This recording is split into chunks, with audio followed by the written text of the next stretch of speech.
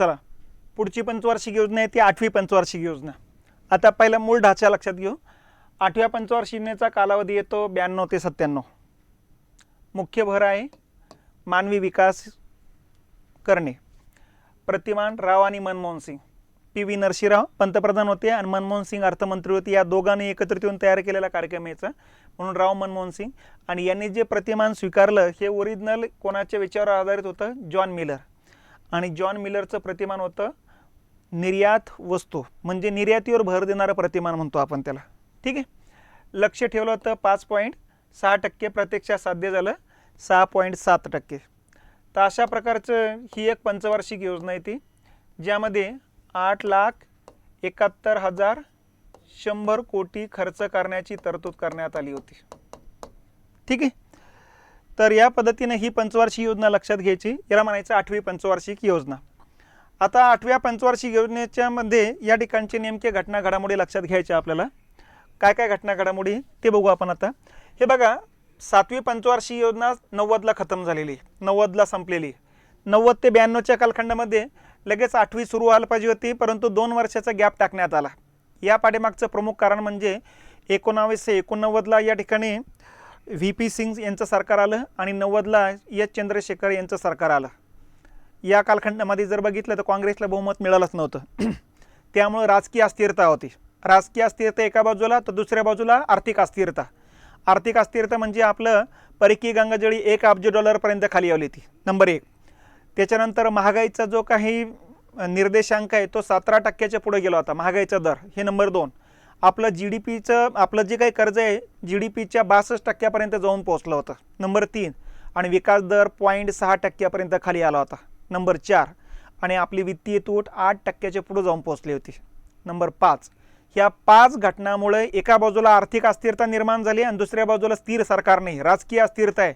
या दोन्हीचा परिणाम असा झाला की एच चंद्रशेखर यांना खर्च भागवण्याकरता बँक ऑफ इंग्लंडकडून कर्ज घेण्यासाठी अर्ज केला, परंतु त्याने तो अर्ज आपला फेटाळून लावला। कारण त्यांनी सांगितलं अगोदरचं कर्ज तुम्ही अगोदर फेडा आणि नंतरच नवीन कर्ज मागा। म्हणून त्यांनी या ठिकाणी काय केलं, 150 टन सोनं या ठिकाणी आपल्याला बँक ऑफ इंग्लंडकडे गहाण टाकावं लागलं आणि त्या मोबदल्यात कर्ज घ्यावं लागले। कारण महागाई कमी करण्याकरता विदेशातून वस्तू आणण्याशिवाय पर्याय नव्हता, कारण देशात तर फारसं उत्पादन वाढलेलं नव्हतं। आणि म्हणून मग 1 वर्ष कसं तरी त्यांनी काढलं आणि शेवटी एच चंद्रशेखर यांना राजीनामा द्यावा लागला। मग जागतिक बँकेला कर्ज मागितलं, त्यांनी ते सांगितलं की तुम्ही तुमची अर्थव्यवस्था खुली करा, जागतिकीकरण स्वीकारा। पण एच चंद्रशेखर यांनी काही स्वीकारलंच नाही आणि त्यामुळं मग या ठिकाणी शेवटी राजीनामा द्यावा लागला। परत निवडणुका लागल्या, 5 टप्प्यामध्ये निवडणुका होणार होत्या। पहिले 2 टप्पे झाले होते, त्या 2 टप्प्यामध्ये कोणालाही बहुमत नसल्याचं इलेक्ट्रॉनिक मीडियानं सांगायला सुरुवात केली होती। परंतु याच कालखंडात 21 मे 1991ला तामिळनाडूमध्ये पेरांबूर या ठिकाणी प्रचारासाठी ज्यावेळेस राजीव गांधी गेले, त्याच ठिकाणी त्यांचं बॉम्बस्फोटामध्ये हत्या झाली आणि त्याच्यानंतर काँग्रेसबद्दल देशभरात एक सहानुभूतीची लाट निर्माण झाली। आणि यातूनच मग पुढच्या 3 टप्प्यामध्ये काँग्रेसला स्पष्ट बहुमत मिळेल इथपर्यंत सदस्य निवडून येणे शक्य झाले। 268 काँग्रेसचे सदस्य निवडून आलेत, बहुमतासाठी 272 लागतात। 4 सदस्यांची कमतरता पडली। म्हणून या कालखंडात झारखंड मुक्ती मोर्चाचे जे 4 खासदार होते त्यांना 2-2 कोटी देऊन सरकारनं खरेदी करून टाकलं आणि सरकार स्पष्ट बहुमतमध्ये येऊन गेले। आणि ज्यावेळेस पी.व्ही. नरसिंहराव यांचं सरकार स्पष्ट बहुमतात आलं त्यावेळेस त्यांच्यासमोर सुद्धा त्या समस्या होत्या ज्या अगोदरच्या एच चंद्रशेखर यांच्यासमोर होत्या। मग यावेळेस यांनी कर्ज घेण्याकरता जागतिक बँकेकडे IMF कडे गेलेत। मग त्यांनी सांगितलं की तुम्ही जागतिकीकरण स्वीकारा, त्याशिवाय आम्ही कर्ज देणार नाही। आणि म्हणून मग पी.व्ही. नरसिंहराव भारतात आले आणि त्यांनी मनमोहन सिंग यांना अर्थमंत्रीपदी नियुक्त केलं आणि सांगितलं की जागतिकीकरणाचं नेमके धोरणात्मक निर्णय तुमच्या हातूनच होऊ द्या। आणि अशा पद्धतीनं मग 24 जुलै 1991ला मनमोहन सिंग यांनी जागतिकीकरणाचा निर्णय घोषित करून टाकला, मुक्त अर्थव्यवस्था लागू करत असल्याचं घोषित करून टाकलं। आणि अशा पद्धतीनं मग विदेशी गुंतवणूक मोठ्या प्रमाणात भारतात यायला सुरुवात झाली। विदेशी गुंतवणूक मोठ्या प्रमाणात जशी भारतात आली तसं भारतामध्ये या ठिकाणी उद्योगधंदे वाढले, रोजगार वाढला, उत्पादन वाढलं, महागाई कमी होऊ लागली। आणि दुसऱ्या बाजूला या ठिकाणी जे काही बंद पडलेले सरकारी उद्योगधंदे ती विकायला सुरुवात झाली। यातून सरकारकडे पैसा आला आणि त्या पैशातून सरकारनं मग 8व्या पंचवार्षिक योजनेचा आराखडा तयार करून तो लागू करण्यासाठी ते पैसा कामी आला। तर म्हणून मधल्या 2 वर्षाच्या कालखंडामध्ये राजकीय अस्थिरता आणि आर्थिक अस्थिरता असल्यामुळं या कालखंडात वार्षिक योजना राबवल्या गेलेल्या आहे आणि जसा पैसा आला तसा आपण मग 8व्या पंचवार्षिक योजनेचा आराखडा लागू केलेला आहे. तर अशा पद्धतीनं जागतिकीकरण स्वीकारलेली पंचवार्षिक योजना म्हणून 8वी पंचवार्षिक योजना ओळखली जाते. या पंचवार्षिक योजनेमध्येच या ठिकाणी आपण जागतिकीकरणाला गती देण्याचं काम केलेलं आहे पी.व्ही. नरसिंहराव आणि मनमोहन सिंग यांनी.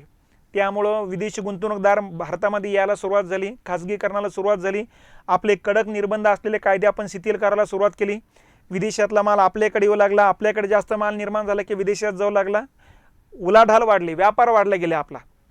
तर अशा पद्धतीनं हा कालखंड येत असतो, याला म्हणायचं 8वी पंचवार्षिक योजना.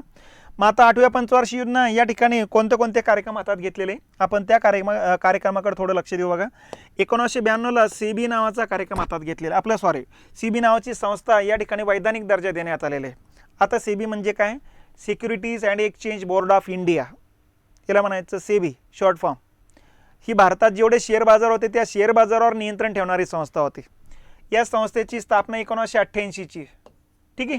आणि याला मग कायदेशीर अधिकार दिले 1992ला. कायदेशीर अधिकार दिले म्हणजे वैधानिक अधिकार, म्हणजे थोडक्यात काय की शेअर बाजारामध्ये कोणी गफला केला तर त्याच्यावर डायरेक्ट शिक्षा, त्याला शिक्षा करण्याचे तरतुदी करण्याचे या ठिकाणी सेबीला अधिकार देऊन टाकलेत. मग हर्षित मेहता असू द्या, केतन पारेख असू द्या, या सगळ्यांना तुरुंगात टाकण्याचं काम सेबीनंच केलेलं आहे. तर अशा पद्धतीनं डायरेक्ट शिक्षा फरमावण्याचं काम देणे म्हणजे वैधानिक अधिकार देणे, कायदेशीर दर्जा देण्याचं काम झालेलं आहे. 92ला सिट्रा नावाचा कार्यक्रम एक सुरू करण्यात आलेला आहे, ठीक आहे. सिट्रा म्हणजे supply of improved tools in rural artisans, म्हणजे ग्रामीण भागातील जे काही कुशल कारागीर आहे, सुतार, लोहार, चांभार, कुंभार वगैरे, तर ह्या वर्गांना त्यांच्या व्यवसायासाठी आधुनिक जे काही त्यांचे जे शस्त्र असतील ते शस्त्र देण्याचं काम, किंवा जे काही त्यांचे ते पाहणे वगैरे जे असतील ते आधुनिक पाहणे वगैरे देण्याचं काम या ठिकाणी या योजनेअंतर्गत करण्यात आलेले आहे बघा, जेणेकरून त्यांच्या व्यवसायामध्ये वृद्धी व्हावी, हा त्या पाठीमागचा उद्देश आहे. तर याला म्हणायचं सिट्रा नावाचा कार्यक्रम हा 92ला सुरू करण्यात आलेला आहे. तर 92ची या दोन घटना, एक सेबीला वैधानिक दर्जा देण्यात आला आणि दुसरा सिट्रा नावाचा कार्यक्रम सुरू करण्यात आला. त्याच्यानंतर 93ला पंतप्रधान स्वरोजगार योजना नावाचा कार्यक्रम सुरू करण्यात आलेला आहे बघा, ठीक आहे. पंतप्रधान स्वरोजगार योजना या ठिकाणी पंतप्रधानाच्या नावानं स्वयं रोजगारासाठीचा कार्यक्रम हातात घेण्यात आलेला आहे. म्हणजे थोडक्यात शहरी भागातल्या सुशिक्षित बेरोजगारांसाठीचा कार्यक्रम होता पंतप्रधान स्वरोजगार योजना, ठीक आहे. त्याच्यानंतर 93लाच महिला बचतीसाठी महिला समृद्धी योजना सुरू करण्यात आलेली आहे. महिलांचा विकास करण्यासाठीचा समृद्धी योजना म्हणतो आपण त्याला, लक्षात. तर बचत गट वगैरे स्थापन करून त्यांच्या मार्फत या ठिकाणी महिलांना वेगवेगळे छोटे छोटे व्यवसाय स्थापन करण्याची परवानगी देणारा कार्यक्रम म्हणू आपण. तर हा 93चा सुरू करण्यात आलेला आहे. 93लाच आश्वासित रोजगार योजना नावाचा कार्यक्रम सुरू करण्यात आलेला आहे, ठीक आहे. या योजनेमध्ये ग्रामीण भागातल्या निरक्षर बेरोजगारांना रोजगार देणारा कार्यक्रम आहे.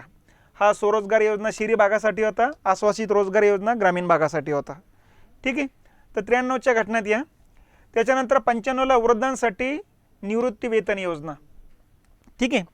जे काही 60 वर्षाचे वरील आहे या अशा वृद्धांना या ठिकाणी 200 रुपयाचं मासिक अनुदान देण्याचा कार्यक्रम सुरू करण्यात आलेला आहे. त्याच्यानंतर गर्भवती महिलांना आर्थिक मदत योजना, ठीक आहे. ज्या गर्भवती माता आहे त्यांच्या त्या आहारासाठी या ठिकाणी 500-700 रुपयाचं 6 ते 7 महिन्याचा 8 महिन्याचा या ठिकाणी आर्थिक मदत देणारा कार्यक्रम सुरू करण्यात आलेला आहे, ठीक आहे. 95लाच या ठिकाणी मध्यान्ह भोजन कार्यक्रम सुरू करण्यात आलेला आहे. मिड डे मील स्कीम म्हणतो आपण. शाळेतली उपस्थिती वाढावी नंबर 1 आणि आरोग्याचा दर्जा उंचावला जावा नंबर 2. या दोन गोष्टीसाठी मध्यान्ह भोजन कार्यक्रम सुरू करण्यात आलेला आहे. सुरुवातीला सुकडीच्या रूपानं या ठिकाणी शाळेतल्या मुलांना सुकडी दिल्या जायची, नंतर दुधाच्या पिशव्या दिल्या जाऊ लागले, नंतर अंडी दिल्या जाऊ लागली, नंतर केळी दिल्या जाऊ लागली, नंतर वेगवेगळे फळं देण्याची पद्धत सुरू झाली. नंतर मग या ठिकाणी तांदळाच्या 5-5 किलोच्या पिशव्या घरी देण्याची पद्धती सुरू झाली आणि नंतर मग खिचडी वाटप करण्याचा कार्यक्रम सुरू झालेला आहे. तर सध्या आपण खिचडीपर्यंत येऊन पोहोचलेले बघा. तर उद्देश एकाचे शाळेतली उपस्थिती वाढावी आणि दुसऱ्या बाजूला युवकांना किंवा त्या विद्यार्थ्यांना पोषक या ठिकाणी आहार दिला जावा, हा त्या पाठीमागचा उद्देश होता बघा. कारण प्राथमिक शाळेमध्ये स्थगिती आणि गळती मोठ्या प्रमाणात होती. जेवढे शाळेत पहिलीला टाकले 4थीपर्यंत त्यातले 50-60% विद्यार्थी या ठिकाणी शेतीकडे किंवा आपापल्या वडिलाच्या व्यवसायामध्ये निघून जायचे. त्यामुळं साक्षरता कमी राहायची समाजाची. 96ला संगम योजना एक सुरू करण्यात आलेली, अपंगांसाठीची योजना होती. ठीक आहे. 97ला अहिल्याबाई होळकर मोफत बस पास योजना, म्हणजे 5वी नंतर शिक्षण घेण्यासाठी जर शेजारच्या गावात जावं लागत असेल तर यासाठी मोफत बसचा पास काढून देणारी योजना सुरू करण्यात आली. यामार्फत सरकारने काय केले, ते हिरव्या रंगाच्या ज्या बस आहेत त्या बस या ठिकाणी एस टी महामंडळात देऊन टाकल्यात आणि एस टी महामंडळाला मग त्या बस चालवायच्या, फक्त विद्यार्थ्यांना फ्रीमध्ये न्यायचे, बाकीच्यांकडून त्यांचे ते भाडे घ्यायचे. तर अशा प्रकारची योजना आहे. आणि ज्या गावात बसच जात नसेल तर त्या गावातल्या मुलींना किंवा मुलांना मोफत सायकल वाटप करणारा कार्यक्रम सुरू केलेला आहे बघा. तर ही अहिल्याबाई होळकर मोफत बस पास योजना आहे. 97ला गंगा कल्याण योजना, भूजल पातळीत वाढ करण्यासाठीचा कार्यक्रम आहे. मग आता भूजल पातळीत वाढ करणे म्हणजे काय, पाणी अडवा पाणी जिरवा, बंधारे बांधून या ठिकाणी पाणी अडवण्याचं काम या योजनेअंतर्गत करण्यात आलेले. तर याला म्हणायचं गंगा कल्याण योजना. तर ह्या 97चा या ठिकाणीच्या योजना आहेत. अशा वेगवेगळ्या योजना हातात घेतलेली ही एक पंचवार्षिक योजना आहे. या पंचवार्षिक योजनेत टार्गेट टाकलं होतं 5.5चं, प्रत्यक्षात साध्य झालं 6.5चं किंवा 6.7चं. काय कारण असेल, तर पहिलं कारण हेच आहे की जागतिकीकरण स्वीकारलं गेल्यामुळे मोठ्या प्रमाणात परकीय चलनाच्या रूपाने निधी भारतात आला आणि हा निधी आपल्याला विकासावरती खर्च करता आला, कर्ज काढण्याची गरज पडली नाही. नंबर 1चा मुद्दा हा होता. नंबर 2चा मुद्दा हा होता की काँग्रेसचं सरकार या ठिकाणी आलं होतं ना, आता स्थिर सरकार होतं. स्थिर सरकार असल्यामुळे साहजिकच एक हाती सरकारला निर्णय घेता आले आणि जे निर्णय घेतलेत त्या निर्णयाची या ठिकाणी व्यवस्थित अंमलबजावणी करता आली. तर हे या पाठीमागचा दुसरा मुद्दा होता. आणि तिसरा मुद्दा होता, याच पंचवार्षिक योजनेत पहिल्यांदा सरकारनं सूचक आर्थिक नियोजनाचा अवलंब केलेला आहे. ठीक आहे. मग आता सूचक आर्थिक नियोजन म्हणजे काय, नियोजनाची आतापर्यंत आपली कुठली पद्धत लागू होते, प्रलोभनात्मक आर्थिक नियोजन लागू होतं. प्रलोभन दाखवून आपण वेगवेगळे आपले जे काही टार्गेट आहे ते साध्य करण्यावरती भर दिलं होतं आपण. तर अशा प्रकारे आतापर्यंत प्रलोभनात्मक आर्थिक नियोजनाचा अवलंब केला होता. या पंचवार्षिक योजनेपासून आपण सूचक आर्थिक नियोजनाचा अवलंब करायला सुरुवात केलेली. सूचक आर्थिक नियोजन म्हणजे काय, सरकारनं जी टार्गेट टाकलेली ते साध्य करण्यासाठी सरकारबरोबरच खाजगी व्यक्तींना, खाजगी क्षेत्राला सहभागी करून घेणे, याला म्हणायचं सूचक आर्थिक नियोजन. तर सूचक आर्थिक नियोजनाचा पहिल्यांदा आपण वापर कोणत्या पंचवार्षिक योजनेत केला असेल, तर 8व्या पंचवार्षिक योजनेत केलेला आहे बघा. जागतिकीकरणाला सुरुवात कोणत्या पंचवार्षिक योजनेत झाली, तर 8व्या पंचवार्षिक योजनेत झालेली आहे. तर अशा पद्धतीने ही वेगवेगळे वैशिष्ट्ये या पंचवार्षिक योजनेचे लक्षात ठेवा. ठीक आहे.